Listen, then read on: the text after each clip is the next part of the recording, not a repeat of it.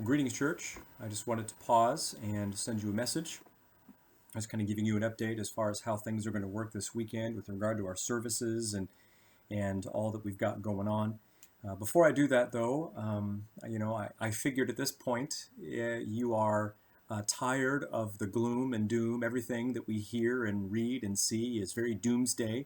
It's very hopeless. It's very Christless. It's very pessimistic and negative. And obviously, we live in a fallen world which is filled with discouragement and darkness. And so, my guess is that you want to hear something different than doomsday. Well, I've got something for you. I've got something other than doomsday. What I've got for you is a glimpse and a reminder and a snapshot of the future glory that awaits us in the age to come. I think it's so appropriate at times like this to remember that this world, as it exists in its current state, is not our home. This is our home in a different, alternate state, namely one without sin, namely one with Christ on the throne, namely one with the nations in subjection, worshiping the Messiah, King Jesus. And that is where we really need to fix our eyes. Times like this are so appropriate and so necessary to live in what I call the great eschatological is. I know it sounds kind of crazy, but eschatology is the study of the end times, right? It's prophecy, it's end of the world kind of stuff. And we need to live in the great eschatological is. And what I mean is, we need to let the realities of the future shape our perspectives in the present. And we need to live in the reality of what God has planned for the future. And what God has planned for the future is nothing less than a global kingdom ruled by Jesus Christ on this planet, ruling the world and reversing the curse and the effects of sin, where there will be no more corruption, there will be no more viruses, there will be no more violence, there will be no more war.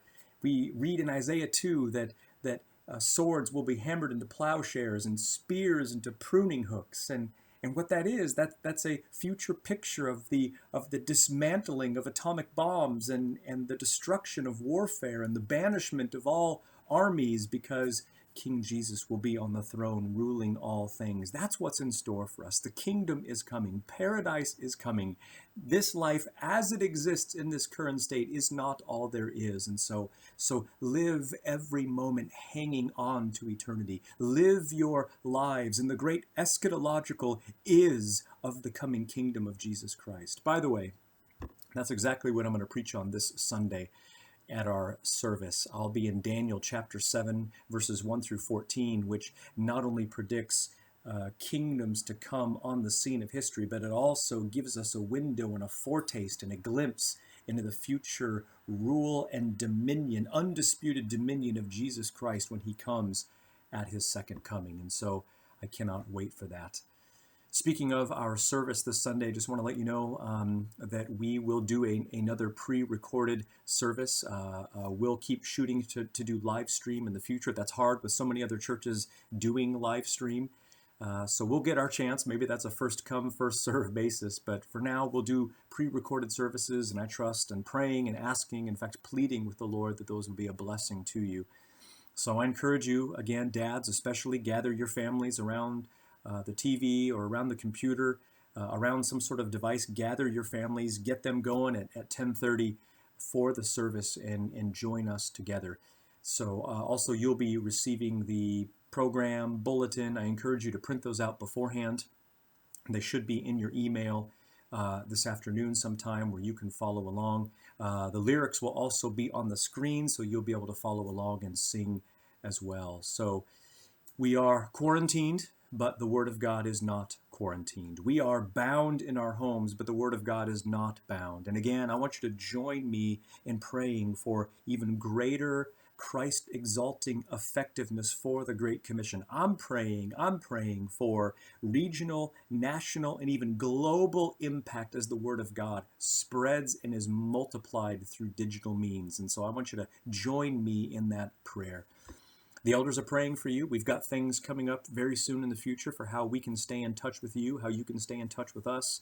We're going to have various things in the future, having you text in prayer requests, different things that, we're going to do. We're going to try to do a digital dinner for eight. The dinner for eight thing we did last month, we're going to try to do that, but via Zoom, via technology. And so that should be a sweet time together. So who says we can't meet together? We can, and we will. We are still a church. We are still a church, and the coronavirus doesn't change anything about that. So church, the elders love you, we care for you, and we need your prayers. We are always praying for you, and we look forward to seeing you on Sunday. We'll see you then.